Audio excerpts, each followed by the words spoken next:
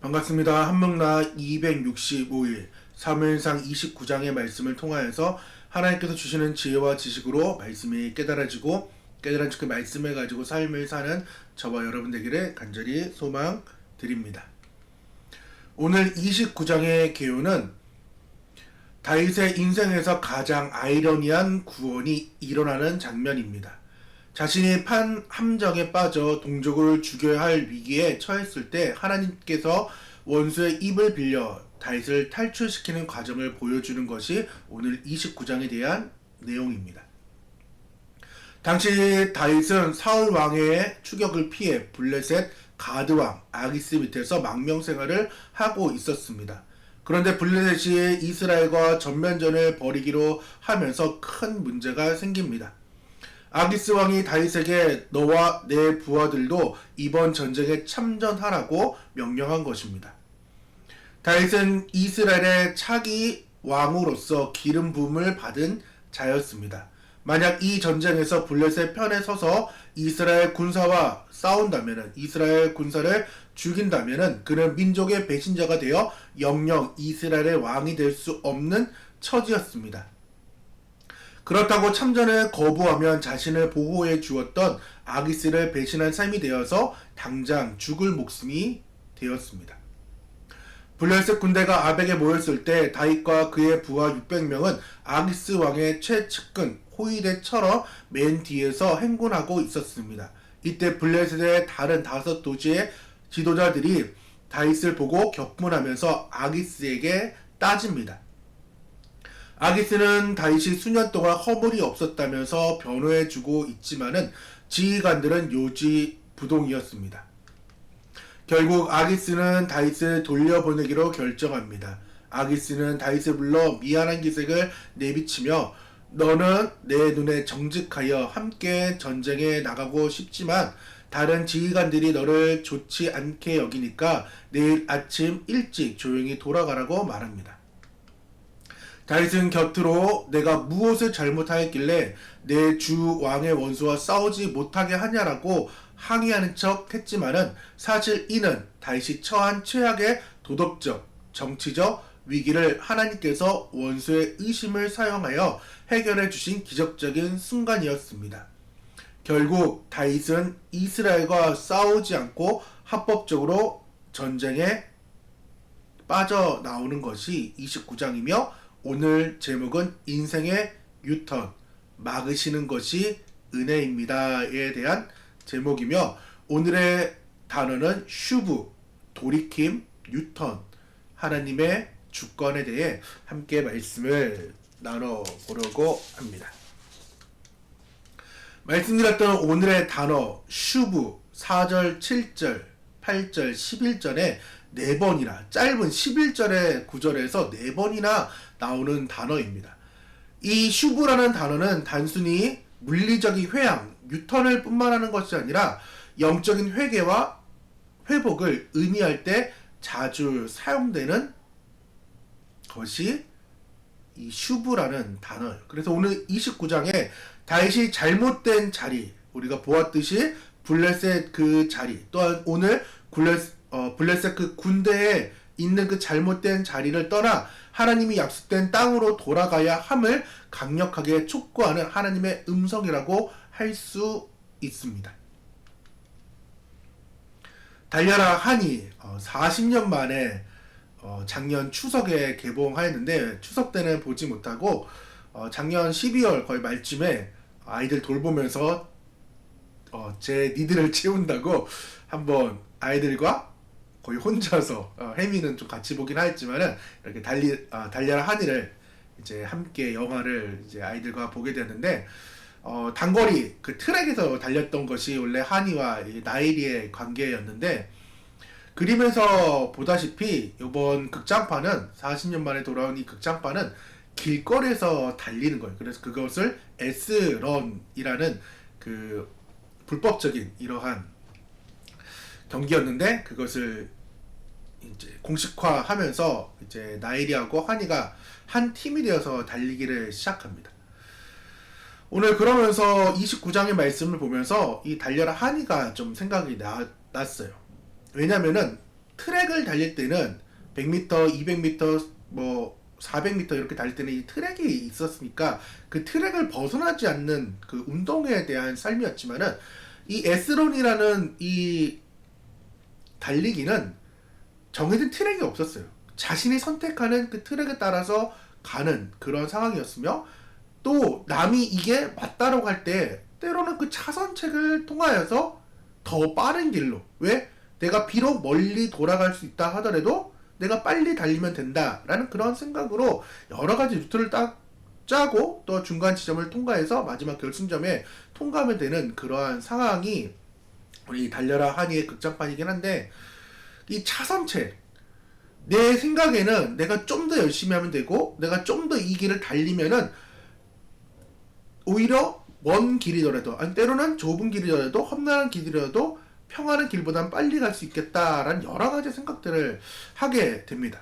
그러면서 자신이 선택한 이 차선책에 대해서 정상적인 그 루트보다 더 좋은 결과를 생각하면서 그 차선책에 대해 나는 정당하다라는 걸 생각하며 더 잘 낼 수 있다라는 것을 가지고 살아가는 것이 아마도 우리일 것입니다. 다윗에게 이 블레셋으로 도망가는, 이 망명하는 것은 어떻게 보면 이 차선책에 대한 상황이었어요. 사울의 칼날을 피해 안전하게 어쩔 수 없이 피했던 길이라고 하지만은 덕분에 다윗이 평안하게, 600명이 평안하게, 더 많은 사람이겠죠. 군대만 600명이었으니까 그 사람들이 평안함을 분명히 얻었을 것입니다. 그러나 이 잘못된 인간의 선택을 통하여서 동족 이스라엘을 죽여야 되는, 가슴에 칼을 꽂아야 하는 이 막다른 골목에 다윗은 그 위기에 있었다라는 것이죠. 다윗은 지금 아벡이라는 그 평원에 서 있습니다. 여기서 한 걸음만 더 내디디면은 다윗은 영영이 이제 돌아올 수 없는 강을 건너게 되는 것입니다. 이 절체절명의 순간에 하나님은 다윗의 실력을 믿지 않고 하나님의 그 주권의 그 개입을 시작합니다. 오늘의 핵심 단어가 뭐라고 했어요? 슈브, 돌이킴, 유턴. 이것을 통하여서 인생의 방향을 돌이키신 그 하나님의 섭리를 오늘 3단계를 통하여서 함께 보려고 하는 것입니다. 첫 번째 섭리, 나를 거절하게 하심으로 죄를 막으시는 슈브. 다시금요, 나를 거절하게 하심으로 죄를 막으시는 슈브가 첫 번째 섭리라는 거죠. 4절의 말씀을 보면은 블레셋 사람의 방백들이 그에게 노간지라. 블레셋 방백들이 그에게 이르되 이 사람을 돌려보내어 왕이 그에게 정하신 그 처소로 가게 하소서. 그는 우리와 함께 싸움에 내려가지 못하리니 그가 전쟁에서 우리의 대적이 될까 하나이다. 그가 무엇으로 그 주와 다시 화합하리이까? 이 사람들의 머리로 하지 아니하겠나이까? 다윗은 아기스 왕의, 가드왕 아기스 왕의 그 신임을 얻었어요. 하지만 블레셋은 5방백이었어요. 5곳이 합해진 곳이라서 4명의 지휘관들이 와서 이제 아기스 왕에게 이야기하는 거예요. 다윗을 보자마자 격분하기 시작했습니다. 소리치는 것이 이 사람을 돌려보내라. 이 사람을 돌려보내라. 여기서 영적인 놀라운 이러한 영적 역설이 보이게 되는 것이, 다윗을 살린 것은 아기스 왕의 신뢰가 아니었어요.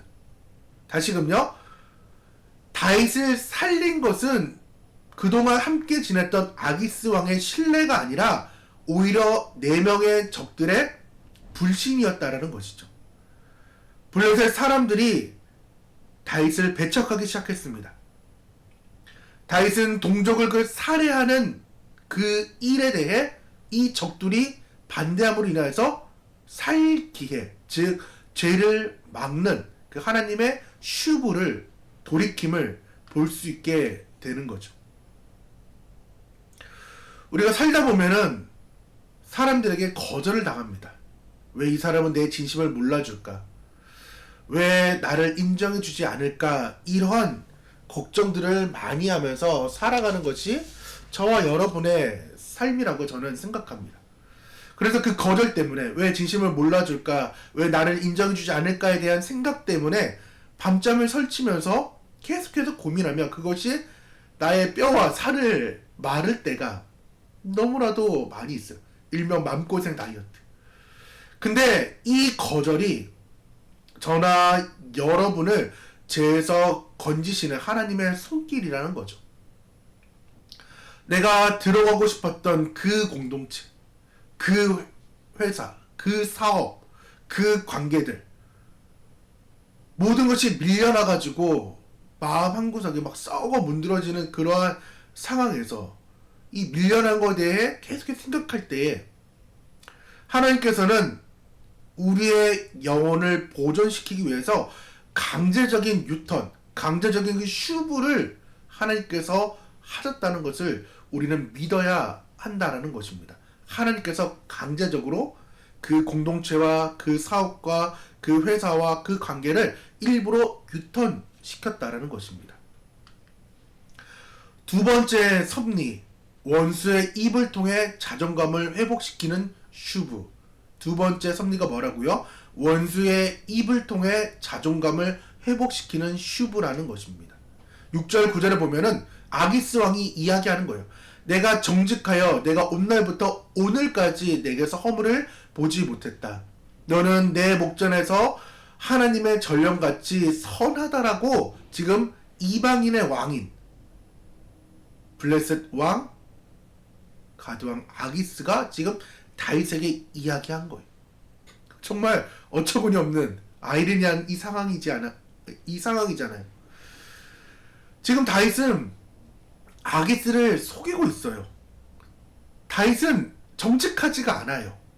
그런데 하나님께서는 이방 왕의 입술을 통하여서 다윗이 원래 있어야 할 그 자리, 정직한 자의 위치, 그리고 하나님의 사자의 자리로서 돌아오라고 말씀하고 있는 거예요.